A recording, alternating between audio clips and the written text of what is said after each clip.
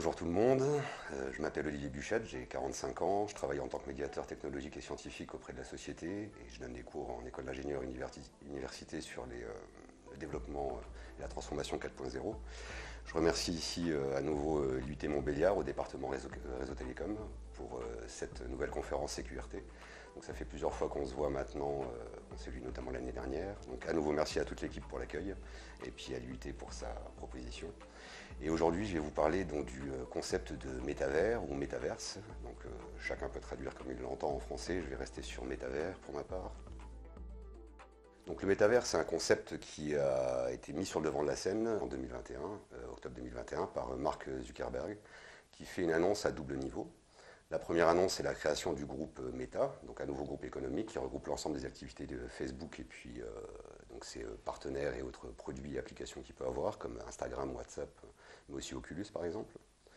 Et la deuxième ambition de cette annonce, c'est d'expliquer au monde en fait que le groupe Meta va se focaliser sur ce qu'ils appellent donc le métaverse, une hybridation d'expériences sociales en ligne, parfois en 3D, projetée dans le monde réel plus ou moins, ou alors complètement immersive. Donc une nouvelle manière d'utiliser Internet en réalité, avec une mission ambitieuse pour ce groupe, c'est donc d'aider les gens à se connecter, trouver des communautés et réaliser des affaires. Donc une mission très haut niveau. Donc c'est annoncé comme étant le successeur de l'Internet mobile actuel, donc différentes vagues qui ont apparu dans l'évolution de l'Internet. D'abord un clavier souris classique sur un ordinateur, ensuite du mobile, et puis maintenant donc une fusion en fait poussée du monde digital et du monde physique. Donc c'est un projet à long terme qui est en cours de réalisation actuellement, mais aussi de définition. On parle d'un projet sur une bonne dizaine d'années selon Facebook.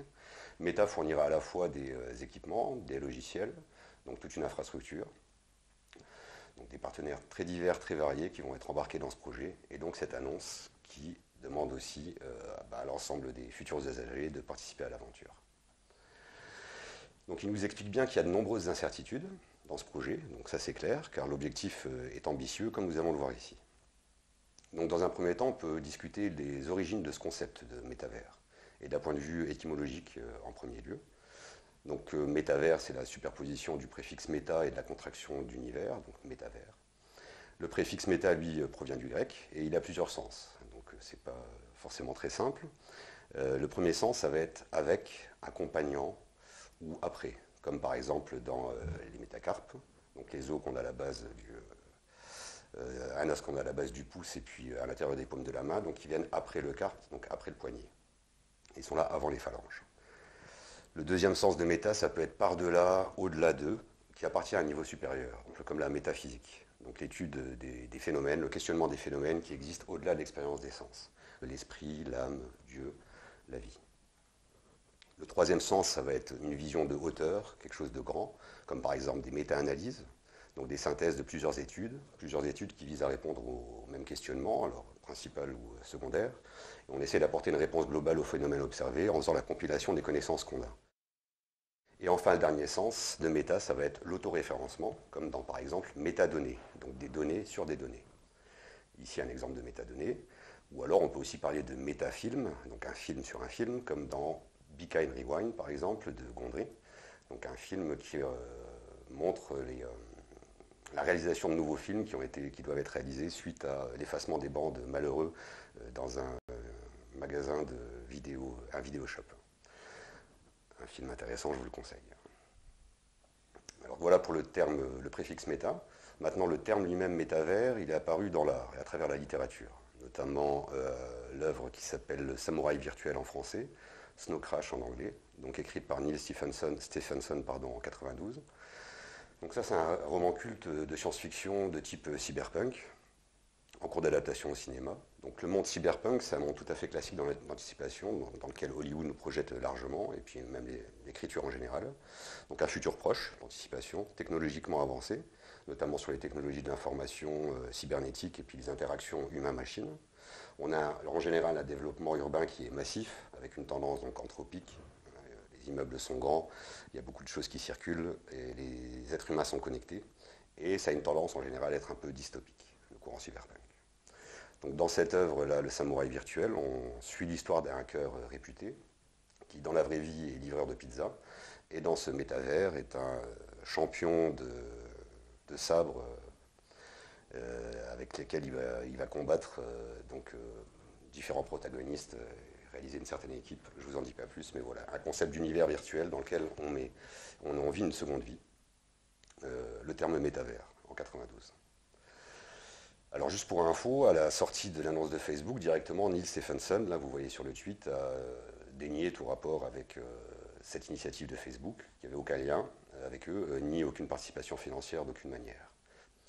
Alors ça a été largement exploité, cette thématique d'univers virtuel. On voit ici un exemple qui est souvent cité en référence dans le cinéma, donc Ready Player One. Donc même principe, on a ici une vie normale, physique, dans laquelle on évolue, tendance dystopique toujours, et à côté de ça, on a un univers virtuel, ici l'Oasis, dans lequel le genre se plonge, et on va devoir réaliser ici une quête pour trouver un objet qui permettra d'accéder à la fortune du créateur de cet univers virtuel après sa mort.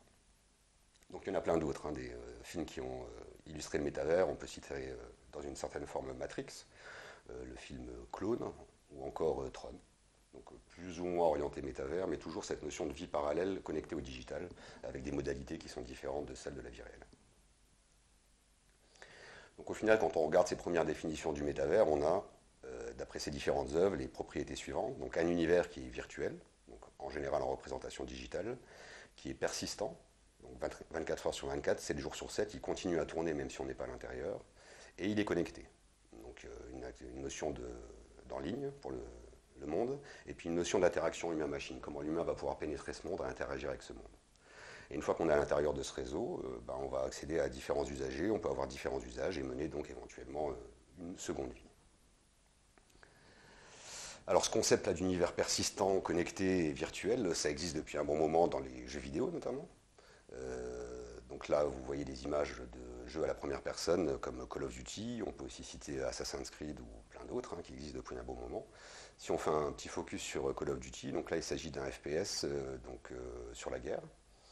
Donc l'idée c'est de mettre en scène des champs de bataille, comme par exemple la Seconde Guerre mondiale pour les premiers épisodes, et puis après ça a dérivé vers des conflits qui étaient modernes, qui sont modernes et fictifs. Donc une grosse série de jeux vidéo, du jeu vidéo, plus de 300 millions d'exemplaires écoulés en 2019 ici. Donc un gros hit. Donc un univers virtuel dans lequel on va faire bouger notre avatar et puis on va interagir avec des éléments qui ont été conçus par les designers. On voit aussi l'existence d'un store dans ce jeu et donc dans les autres. Donc on peut monétiser, enfin on peut échanger acheter des objets contre de l'argent. Donc on va pouvoir par exemple acheter des bundles, donc des packs qui peuvent être cosmétiques ou des armes, etc. Accéder à certaines sections du jeu en payant. Donc une économie localisée comme ça dans Call of et d'autres. Le développement du jeu vidéo est quand même très très fort, notamment en termes de comment on peut se représenter ces mondes virtuels, comment on peut interagir, c'est ce qu'on verra avec le métavers, mais il faut voir aussi qu'il y a tout un domaine qui apparaît, ce qu'on appelle l'e-sport, pour montrer la profondeur de ce business, donc du sport électronique. Donc là vous voyez des images de la Call of Duty League, donc tout un ensemble de personnes qui sont en compétition les uns contre les autres pour gagner des prix. Et les prix, ça peut aller haut, on est plusieurs millions de dollars qui peuvent être répartis sur l'ensemble des vainqueurs. Et certaines personnes commencent à gagner leur vie grâce aux jeux vidéo. Alors, dans le jeu vidéo, enfin dans ces jeux-là, en tout cas, la particularité, c'est que ces univers, ils sont bornés par les éditeurs. Donc on peut y jouer, on peut suivre des scénarios, réaliser des campagnes, suivre les histoires, on peut acheter des choses, booster son player. Mais on ne peut pas, ou très peu, créer à l'intérieur de nouvelles choses. On ne peut pas, par exemple, créer des objets, créer des bâtiments, ou alors c'est très limité. Et donc, puisqu'on ne peut pas créer ces choses-là, on ne peut pas non plus les valoriser éventuellement avec la communauté des joueurs qui sont autour. Donc c'est là que d'autres types d'univers connectés sont apparus. Donc, ce qu'on annonce comme précurseur du métavers, un des précurseurs, c'est par exemple Second Life. Donc ici, le monde n'est plus figé par les développeurs. En fait, c'est une infrastructure d'univers. Ce qui a été développé, c'est une infrastructure dans laquelle on peut soi-même concevoir des choses. Donc on peut composer pour façonner cet univers. Donc dans ce monde, les utilisateurs vont incarner des personnages virtuels dans un monde qu'ils ont créé eux-mêmes.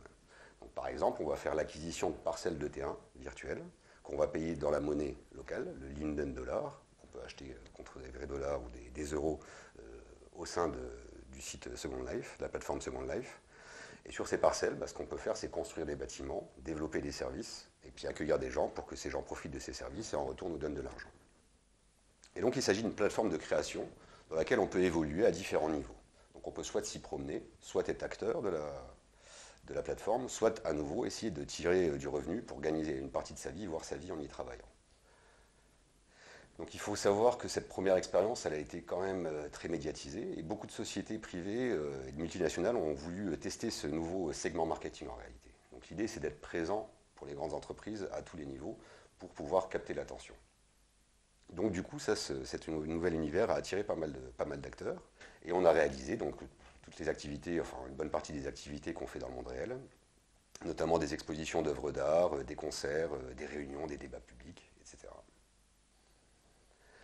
Donc en fait, ce qui est apparu ici, c'est la création d'une forme d'un système économique pour une communauté d'usagers, convertible en vrai dollar en fonction de la performance finalement de l'usager dans la communauté. Donc c'est toujours actif, Second Life.